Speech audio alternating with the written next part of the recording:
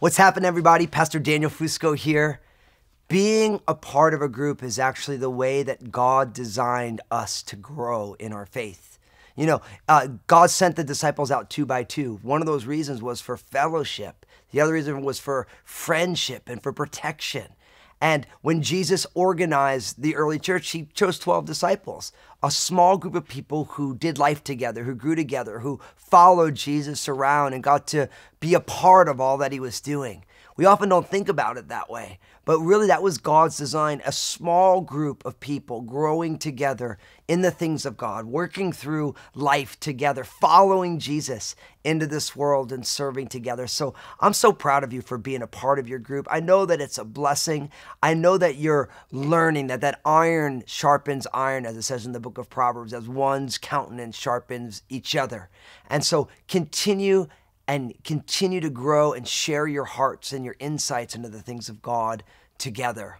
Now, today, I want to share a message that I'm calling Eyes on the Prize, and it's coming to us from Romans chapter 8, verses 18 to 25. Really what we're going to see is that one of the characteristics of the secret sauce of life is being able to keep our eyes distraction-free, focused on the right things, and I can't wait to get started.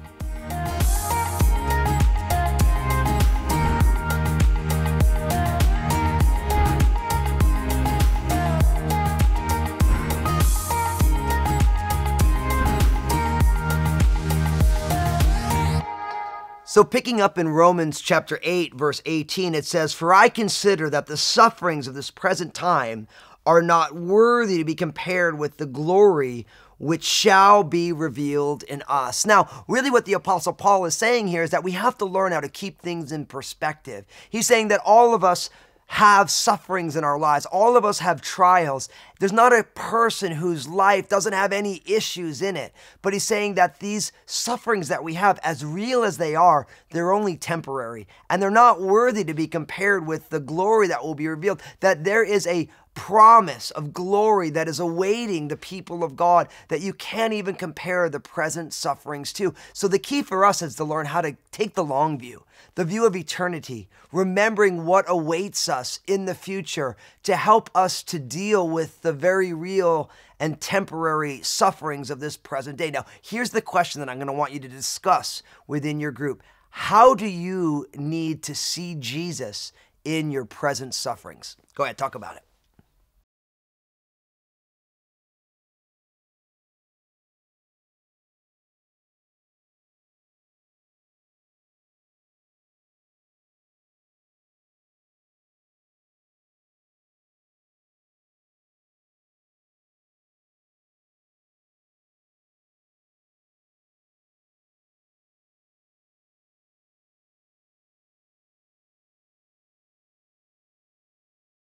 So picking up in verse 19 of Romans 8, it says, "For the earnest expectation of creation eagerly waits for the revealing of the sons of God. For the creation was subjected to futility, not willingly, but because of him who subjected it in hope. Because the creation itself also will be delivered from the bondage of corruption into the glorious liberty of the children of God. For we know that the whole creation groans and labors with birth pangs together until now." Now, I know when I read that, a lot of you are like, I have no clue what that means. Now, I want to explain it to you. I can summarize this whole thing in one simple sentence, and it says it's this, that creation is laboring for the birth of the new creation. See, what we learn is not only do each one of us individually suffer, but when Adam and Eve fell in the Garden of Eden, all of creation fell as well. All of the created order, all of the ecological reality in which we live, it's all broken. And so what we find is that creation is laboring with birth pangs for the revealing of the children of God. We realize that creation cannot wait for the return of Jesus when all things that were broken are set completely in order. See, the creation, every time you hear about an earthquake or a tornado or a tsunami or whatever happens, every single time we should think to ourselves, that is a birth pang. That is creation laboring, wanting for God's kingdom to come in its fulfillment. Now, I always tell people, because it's unfortunate when we have these ecological disasters, they always end up finding some pastor who goes on the news and says, well, that's because they don't worship Jesus.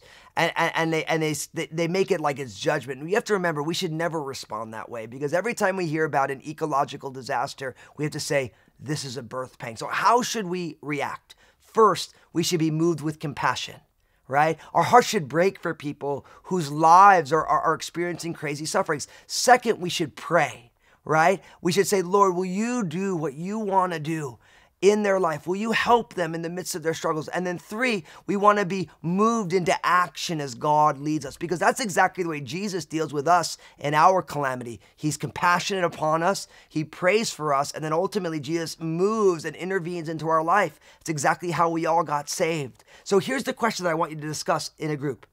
How is God inviting you to help people in the midst of their sufferings? Go ahead, talk about it.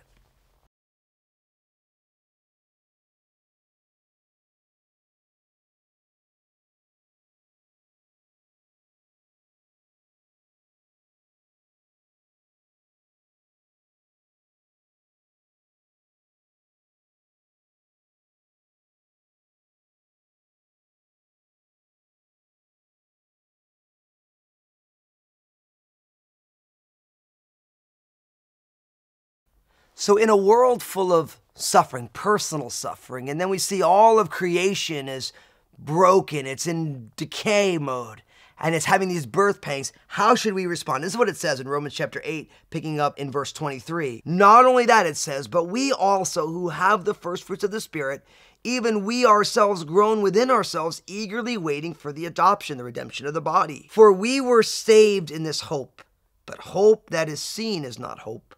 For why does one still hope for what he sees? But if we hope for what we do not see, we eagerly wait for it with perseverance. In the midst of so much suffering, I like to encourage people that we need to hope in God's future. He says, just as creation is groaning and laboring, the Spirit within us also groans and labors, that we're waiting for the fulfillment of what it means to be born again. Right now, we are born again, but we're waiting for Jesus' return, when the fullness of our adoption, where our bodies are redeemed, where every tear is wiped away from every eye, where every disease is vanquished, where there is no longer sin and suffering, but there is joy in the presence of God. And if we can quiet our hearts down enough, we sense that groaning of the Spirit within us.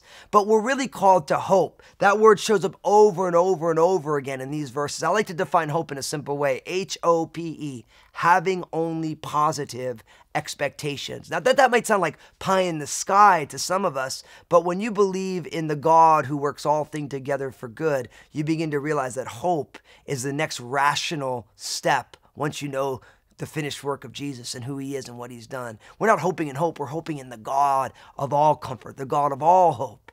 And so I really want to encourage you to hope. And one of my favorite ways of looking at hope is the very last set of words from verse 25, which says that we eagerly wait for it with perseverance. I love that idea. We're eager. We're excited. We know that it's coming. We can't wait for it to come. Because it's not here yet, we're waiting for it. We are patient.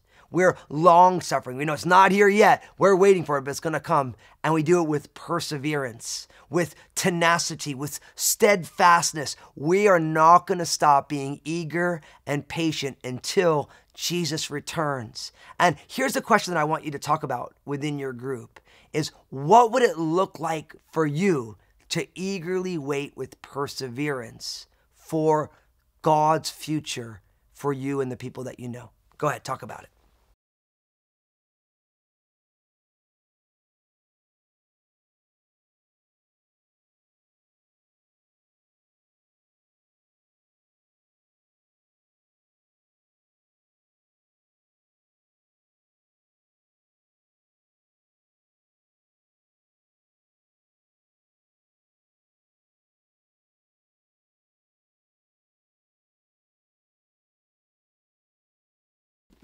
Well, I don't know about you, but I love studying Paul's letter to the Romans. And I've been loving this series as we've been looking at Romans 6, 7, and 8 together. And Romans 8 is so full of so much wisdom. And I just want to encourage you, keep reading the text that we went over today.